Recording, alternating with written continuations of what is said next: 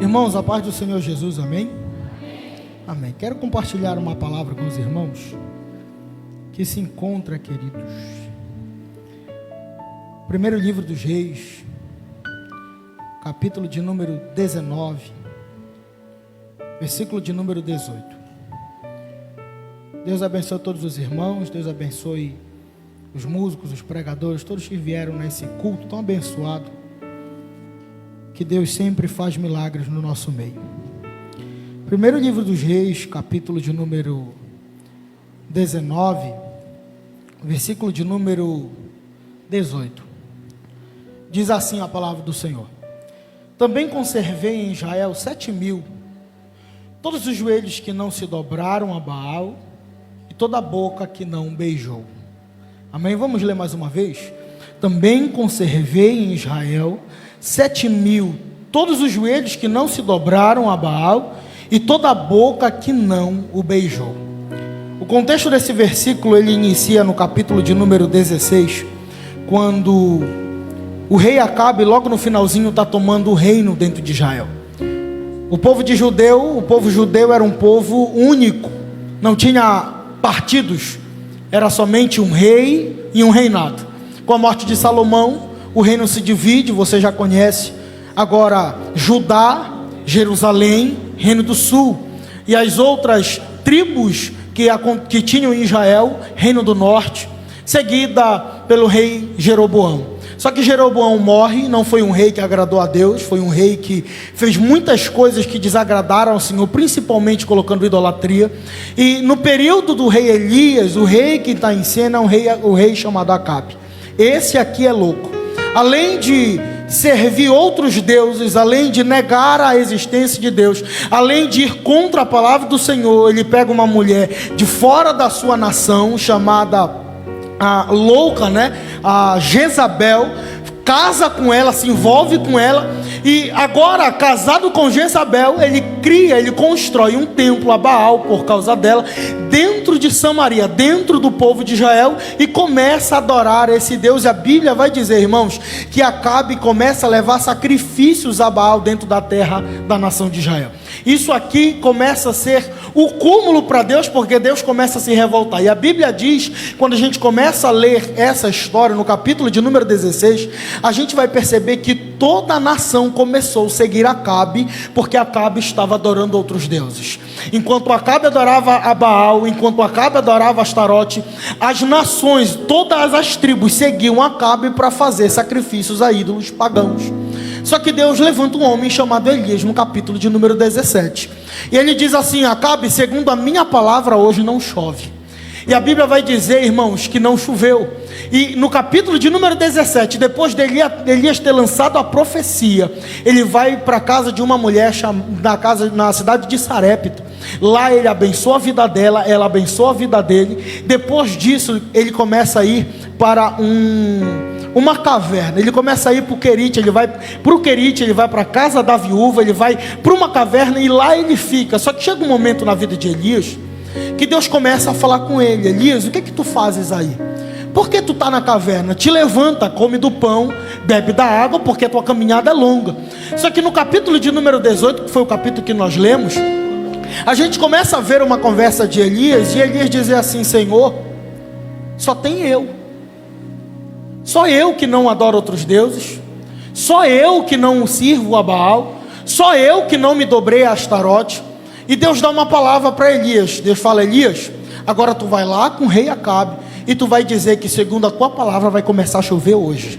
Só que o texto bíblico, no capítulo de número 18, irmãos, vai descrever que quando Elias está indo em direção a Acabe chama um homem, Obadias, e fala para esse homem chamado Obadias: Obadias, tu vai procurar ervas para alimentar alguns bois e rebanhos, que a água já está acabando.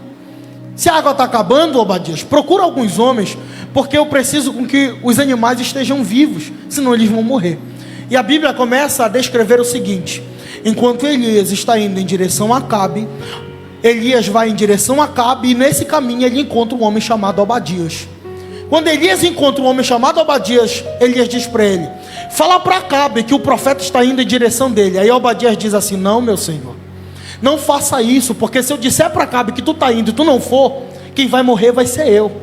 E fica sabendo de uma coisa, que durante 3 anos e meio, eu sustentei 100 profetas, de caverna em caverna. 50 eu coloquei em uma, 50 eu coloquei em outra, alimentando com pão e água. Agora se tu disser para mim que tu vai em direção a Acabe e tu não for, quem morre sou eu. Mas fica sabendo de uma coisa, que durante esse tempo eu preservei alguns profetas. Elias diz para ele: não te preocupa, hoje mesmo vou me encontrar com ele. Você conhece a história, você sabe que quando Elias chega diante dos profetas de Baal, ele manda construir o altar, o fogo não desce porque Baal não tem poder, Baal não está vivo, Baal está morto. Só que quando Elias constrói o altar que estava quebrado e manda jogar água, fogo desce do céu. Todos os profetas foram mortos, todos os profetas foram destruídos. E a Bíblia diz que quando Elias ouve Jezabel dizer que vai matá-lo, e que os deuses façam com ela aquilo que Elias fez com os profetas, se ela não matar Elias, aí esse homem fica desesperado. Aí ele vai mais uma vez para a caverna. Deus chega com ele e diz assim: Elias, levanta, come do pão, bebe da água, porque o teu caminho é longo. Tu ainda precisa ungir mais algumas pessoas, Elias. Só que Elias olha para Deus e diz: Deus, eu fui o único que não me dobrei diante de Baal e Astarote. Aí Deus dá a resposta para Elias: Elias, eu ainda conservei 7.000. O que me chama a atenção nesse texto, na história de Elias, é: Deus não sustentou Elias, irmãos? Diga, sustentou. Deus sustentou com água e sustentou com pão, não sustentou? Só que Elias pensava que ele era o alecrim dourado de Deus, e que só ele estava sendo sustentado e preservado por Deus. Só que o texto que eu te disse, no capítulo de número 18, do versículo de número 1 ao 3, a Bíblia está dizendo que Deus levantou também um homem chamado Obadias, que sustentou 100 profetas, que também não se curvaram diante dos deuses e dos ídolos pagãos. O que eu quero te dizer com isso é que às vezes a gente pensa que Deus só cuida daqueles que estão na mídia. A gente pensa que Deus só cuida daqueles que estão em evidência. Elias pensava que Deus só cuidava dele. A Bíblia está dizendo: eu ainda cuido dos profetas que estão no anonimato. Elias dizia: olha, só tem eu. E Deus dizia: não, Elias, não tem só tu. A gente olha para o nosso tempo de hoje e pensa que Deus só cuida do pastor Luciano Subirá, ou que Deus só cuida do pastor Nicodemos, ou que Deus só cuida do pastor Hernando Dias Lopes. Não, Deus cuida de você também. A gente pensa que Deus cuida só daqueles que estão aí na mídia, no Instagram, no Facebook, na internet, no YouTube. Deus está dizendo: não, Elias, eu não cuido só de ti. Ainda tem alguns que eu estou preservando. A gente tem a mania de olhar para quem está na evidência e dizer assim: Deus só está com ele. Não, Deus está contigo também. Deus está te conservando também. O texto está dizendo: Obadias, um homem que temia o Senhor, estava preservando. É interessante que a gente olha para a história de Elias e pensa que só Elias está em evidência. Elias não foi cuidado por uma mulher de Sarepta, diga assim. Os profetas foram cuidados por Obadias. Elias não foi alimentado com pão e água no deserto, não foi? Diga assim. Os profetas também. Da mesma forma que Deus cuida do Elias, Deus cuida dos profetas. Da mesma forma que Deus providencia para Elias, Deus também está providenciando para os profetas. Da mesma forma, vamos lá, vamos diminuir então o negócio aqui. Digamos, ninguém conhece aqui pastor Nicodemo, ninguém está com o pastor Hernando Dias Lopes. Vamos lá, Deus não cuida do pastor Narciso, que é conhecido, Deus cuida de você também. Deus não cuida do pastor Cristian Nunes, cuida, Deus cuida de você também. Só que tem uma coisa, irmãos, Deus não cuida de qualquer um. Deus cuida daquele que tem característica de profeta, daquele que se comporta como profeta, daquele que anda como profeta, daquele que tem intimidade com Deus como um profeta. Só que 1 Reis, capítulo 19, versículo de número 18, vai dizer que a resposta de Deus para Elias é o seguinte: Elias, não me importa aquilo que tu está sentindo, faz o que eu estou te mandando e presta atenção, eu ainda conservei 7.000. Só que a palavra conservar não é no presente. No texto original, Deus está dizendo para Elias: Elias, eu ainda conservarei 7.000. Quando Deus diz que conservará 7.000, é que Deus não vai conservar remanescente só no tempo de Elias. Deus vai conservar remanescente no tempo de Lutero. Deus vai conservar remanescente no tempo de Jesus. Deus vai conservar remanescente no tempo da Idade Média. Deus vai conservar remanescente no nosso tempo. Então o que Deus está dizendo? Eu ainda estou conservando 7.000 que não se dobraram a Baal, que não se romperam com seus costumes, que não se envolveram com as coisas do mundo. Não, homens que servem a mim com todo o seu coração. Enquanto o povo estava indo em direção a Baal, Deus estava aguardando. Só que a palavra conservar, ela tem como seu significado deixar para trás. Às vezes alguém olha e diz assim: poxa, pastor, todo mundo está conquistando e só eu estou ficando. Todo mundo está crescendo e parece que só eu estou ficando. Todo mundo está indo em direção aos ídolos. Eu também queria ir, mas não posso, eu estou ficando para trás. Por que isso? Porque Deus está dizendo que Ele está te conservando. Ficar para trás não é a mesma coisa que ser deixado para trás. Enquanto muitos dentro da igreja vão em direção ao mundo, você está ficando. Deus está te guardando. Enquanto muitos estão indo em direção ao mundo, não, Deus está te preservando. Você vai ficar para trás. Enquanto muito está indo para shows, para boate, abandonando Cristo, você não, você continua na caminhada. Enquanto você olha todo mundo em direção ao abismo, Deus está te guardando. Deus está te guardando. Aí alguém pergunta assim, alguém pode falar assim: não, Rafael, eu só estou aqui porque eu quero. A minha vida ainda não acabou, não destruiu, minha família não acabou, eu não perdi meu casamento por causa que eu estou tomando as decisões corretas.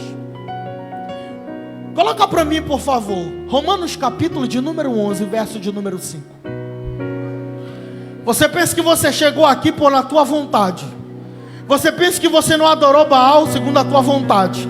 Mas Romanos capítulo de número 11, verso de número 5, olha o que Paulo vai dizer: assim pois também agora, no tempo de hoje, sobrevive um remanescente segundo a eleição da graça. Bom, se tem alguma coisa que eu acredito, irmãos, é que existe o livre-arbítrio. Só que não o teu, o livre-arbítrio de Deus. Se Deus tem o livre-arbítrio de escolher, Ele tem o livre-arbítrio de não querer escolher. E segundo o livre-arbítrio de Deus, Deus te escolheu para sobreviver em um tempo de perdição. Se você é o remanescente de Deus, foi porque segundo a eleição da graça, você chegou aqui para ser abençoado.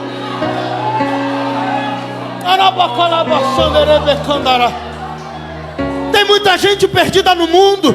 Tem muita gente que deixou o dom levar. Deus está dizendo: segundo a eleição da graça, fui eu que fiz você permanecer até aqui. Agora pois também, no tempo de hoje, não no tempo passado, no tempo de hoje, agora, você só vive segundo a eleição da graça. No livre-arbítrio de Deus, Deus te escolheu para você sobreviver no tempo da perdição.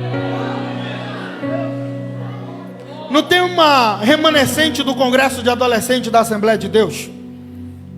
Eles utilizaram 3 palavras: resistir, sobreviver e permanecer. Pois bem, diga comigo: só permanece quem sobrevive. Só sobrevive quem resiste. Você só vai permanecer se você resistir tudo aquilo que o mundo te oferecer. Na presença de Deus só permanece quem resiste às tentações, o pecado, as ofertas, as oferendas, as propostas. Remanescente de Deus permanece até o final. Que Deus te abençoe com essa palavra em nome de Jesus.